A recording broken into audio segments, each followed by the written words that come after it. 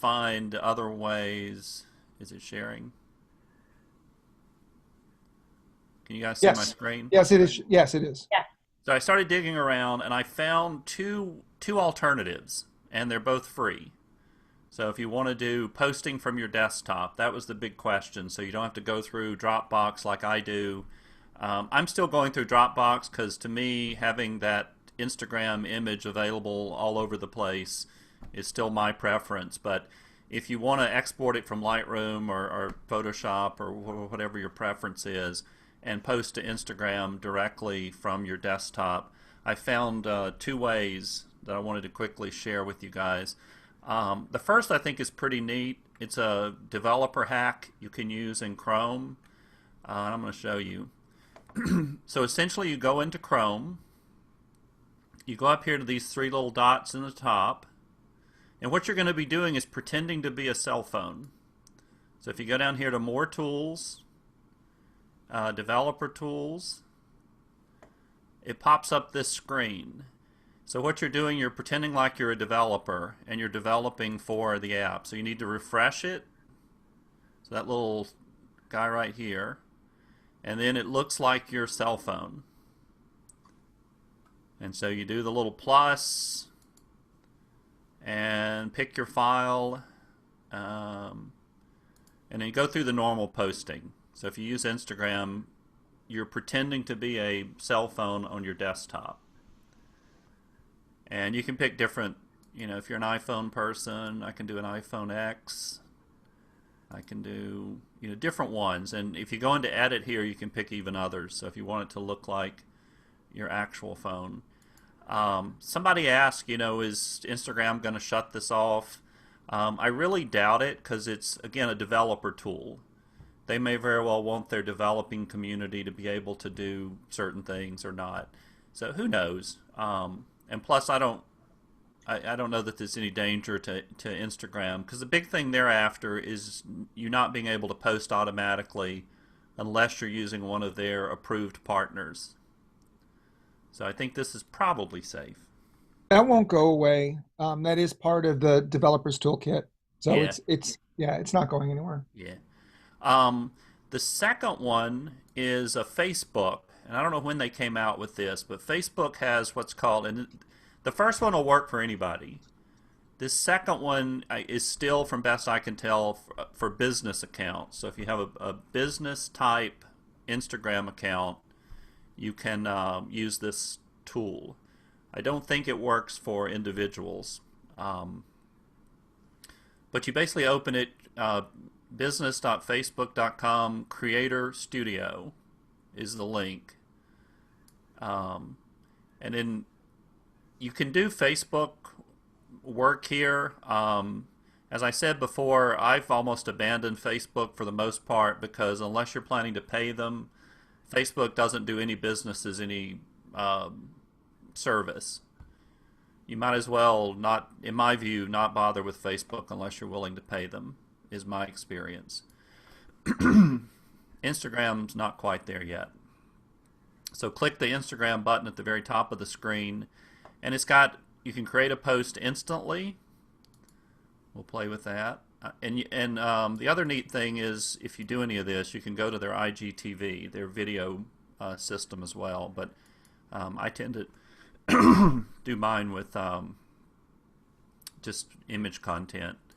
So I can add something. I can do a file upload. This is my cat shot from yesterday or day before. Make up a caption. And one of the cool things here is I can schedule it. So you're not tied to publishing it right that instant. So you can schedule something. I'm not going to publish it.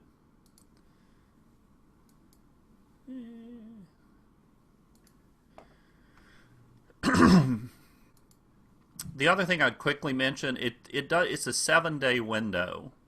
So I think probably what they were doing so they don't compete with paid services is they're limiting you to 7 days of data.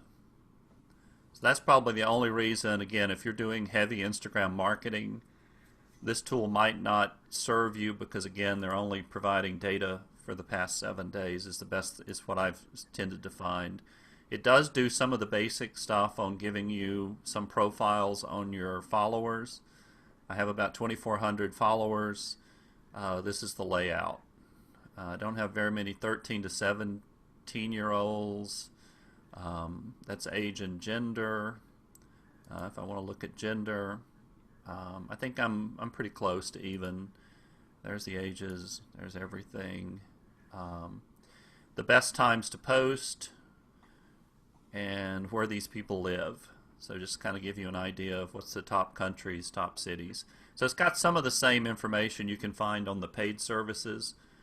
Just it seems to be limited to the time that it tracks those metrics. Again, probably not to take away from the paid services that they partner with. So, have you looked at Later? I haven't. So Later's a good option. It's the free version of it is enough for me because I'm not heavily vested in Instagram. Mhm. It probably lets you post like 15 times a month or something like that. You can schedule it out on your calendar as far in advance as you want. It'll save posts so you can reuse them.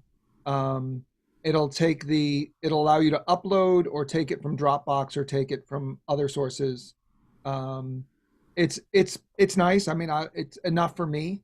Um, but and then if you need more, and there's certain features that, like, if you want to post multiple images in one post, that's one of the paid versions. But I think it works great, and I think it's a good option. It's not fiddly or you know Yeah, and tricky to use or anything like that. there's a number of those, Bruce. The one thing I would say, and Later I know is one of their approved partners, is just make sure whatever software you're going to use, whatever site is one of their partners, or they'll. Oh yeah, I've industries. The articles tell you they'll punish you if you try to use something they haven't blessed. sure. And I haven't found any limit with this Creator Studio. I've been using it a bit lately. And it's Facebook owns Instagram, in case anybody didn't know. Facebook owns Instagram. So I think they'll probably, I mean, obviously they'll continue supporting that. And if you Google Instagram partners, you can find a bunch of others, Bruce, too, or anybody else if you want to try one of those services. And they have a whole website that lists all of the partners that they've approved to post. And